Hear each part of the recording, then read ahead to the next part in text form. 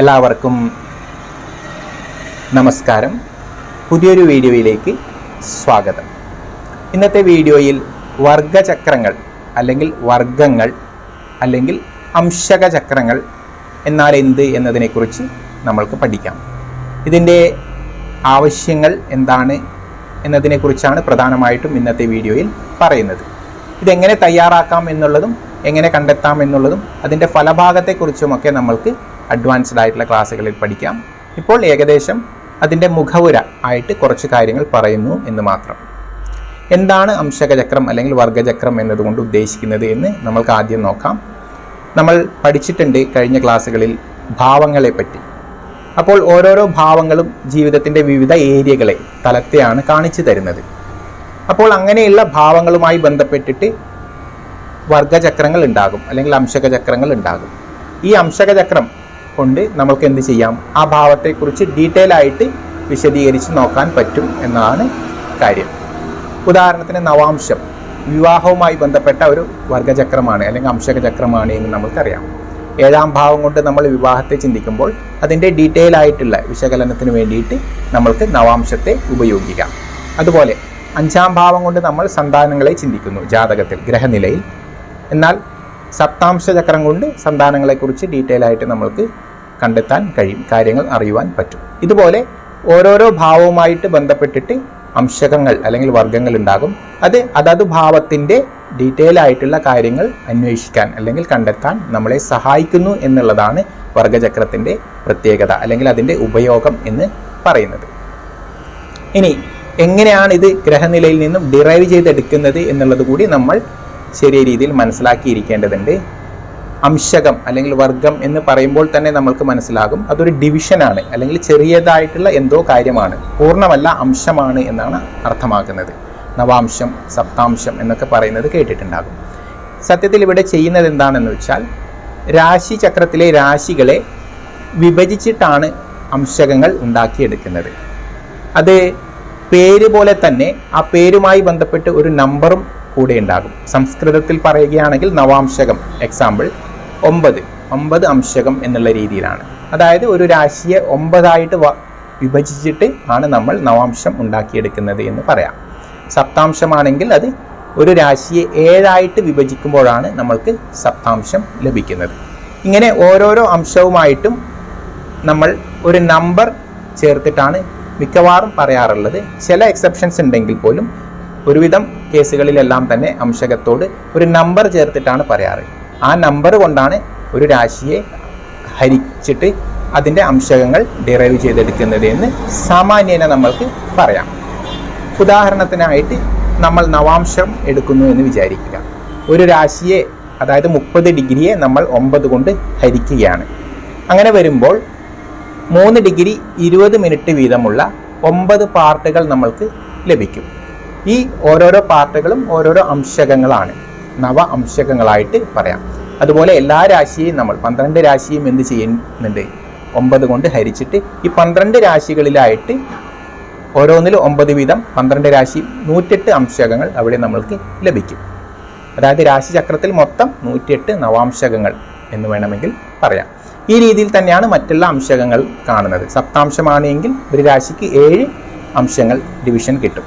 അപ്പോൾ അത് 30 ഡിഗ്രിയെ നമ്മൾ അവിടെ 7 കൊണ്ട് ഹരിക്കുമ്പോൾ 4 ഡിഗ്രി സംതിങ് ആണ് കിട്ടുന്നത്. അതിൻ്റെ കൃത്യമായ നമ്പർ എൻ്റെ ഓർമ്മയിലില്ല, ഏകദേശം അത്രയും വരും. അത് സപ്താംശത്തിൻ്റെ ഒരു പാർട്ടായിട്ട് എടുക്കും. ഇനി ദശാംശമാണെങ്കിലോ ഒരു രാശിയെ നമ്മൾ 10 കൊണ്ടാണ് ഹരിക്കുന്നത്. ദശം എന്ന് പറഞ്ഞാൽ 10. ഈ 10 ഭാഗം അതായത് 3 ഡിഗ്രിയാണ് വരിക. 30 ഡിഗ്രീനെ നമ്മൾ 3 കൊണ്ട് ഹരിക്കുന്നു, 10 കൊണ്ട് ഹരിക്കുന്നു. 3 ഡിഗ്രി വീതമുള്ള 10 ഭാഗങ്ങൾ ഒരു രാശിക്ക് കിട്ടുന്നു. അപ്പോൾ ഈ 3 ഡിഗ്രി എന്ന് പറയുന്നത് ഒരു ദശാംശമായിട്ട് പറയാം ആ രാശിക്ക്. ഇങ്ങനെ ഏത് ദശാംശമല്ല ഏത് വർഗങ്ങളും നമ്മൾ ആ നമ്പറുമായിട്ട് ബന്ധപ്പെടുത്തി പറയുമ്പോൾ ആ നമ്പറിനെ രാശിയുടെ അളവിനെ കൊണ്ട് ഹരിച്ചിട്ടാണ് നമ്മൾക്കിത് ലഭിക്കുന്നത് എന്നാണ് പറഞ്ഞത്. നിങ്ങൾക്ക് മനസ്സിലായിട്ടുണ്ടാകും എന്ന് കരുതുന്നു. ഇനി ഇതെങ്ങനെയാണ് നമ്മൾ ചക്രമാക്കിയിട്ട് അല്ലെങ്കിൽ 12 രാശികളെ പോലെ തന്നെ ഗ്രഹനിലയിൽ പോലെ തന്നെ വരയ്ക്കുന്നത് എന്നുള്ളത് പലതിനും പല രീതിയാണ്. നവാംശം പോലെയല്ല സപ്താംശം, അതുപോലെയല്ല ദശാംശം എന്നുള്ളത്. അത് പല രീതിയിലും പല ആചാര്യന്മാർ ഫോളോ ചെയ്ത് വരുന്നുണ്ട്. ചില ആചാര്യന്മാർ ക്രമമായിട്ട് വിതരണം ചെയ്ത് വരാറുണ്ട്. ചിലവർ യുഗ്മരാശിക്ക് ഒരു സ്ഥാനത്ത് നിന്ന് തുടങ്ങും, ഓജരാശിക്ക് വേറൊരു സ്ഥാനത്ത് നിന്ന് തുടങ്ങും. ചിലവർ പ്രദക്ഷിണ ദിശയിൽ വരും, ചിലവർ അപ്രദക്ഷിണ ദിശയിൽ വരും. അങ്ങനെ പല രീതിയിലും ഇതിൽ വരുന്ന ഗ്രഹങ്ങളെ വിതരണം ചെയ്തിട്ടാണ് അംശക ചക്രങ്ങൾ നിർമ്മിക്കുന്നത്. പരിവൃത്തിയും പരാശരി എന്നുള്ള 2 രീതികളാണ് വർഗചക്രങ്ങളിൽ വളരെ പ്രചാരത്തിലുള്ളതായിട്ട് കാണുന്നത്. പരാശര ഹോരയിൽ വർഗചക്രങ്ങളുടെ പേരുകൾ, ഷോഡശ വർഗങ്ങൾ, അതിൽ 16 തരം വർഗങ്ങളെക്കുറിച്ച് പറഞ്ഞിട്ടുണ്ട്. പരാശര ഹോരയാണ് ഇതിൻ്റെ ഏറ്റവും അടിസ്ഥാന ഗ്രന്ഥമായിട്ട് പൊതുവെ പറയപ്പെട്ടിട്ടുള്ളത്.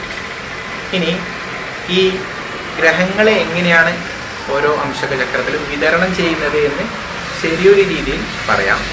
ഉദാഹരണത്തിന് നവാംശം വളരെ എളുപ്പമാണ് ഇവിടെ കണ്ടെത്താൻ.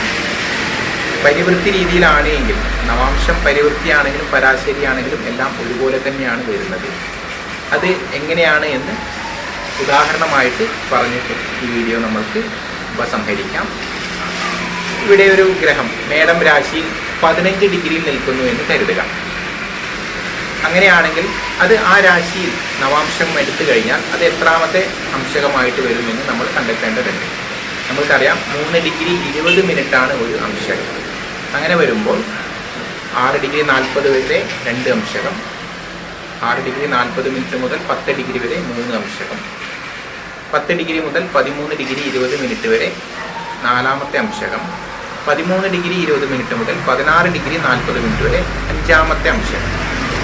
അപ്പോൾ ഈ 15 ഡിഗ്രിയിൽ നിൽക്കുന്ന ഗ്രഹം നവാംശ രീതിയിൽ നമ്മൾ രാശികളെ വിഭജിക്കുമ്പോൾ 5ാമത്തെ അംശത്തിൽ ആണ് സ്ഥിതി ചെയ്യുന്നത് എന്ന് കാണാം.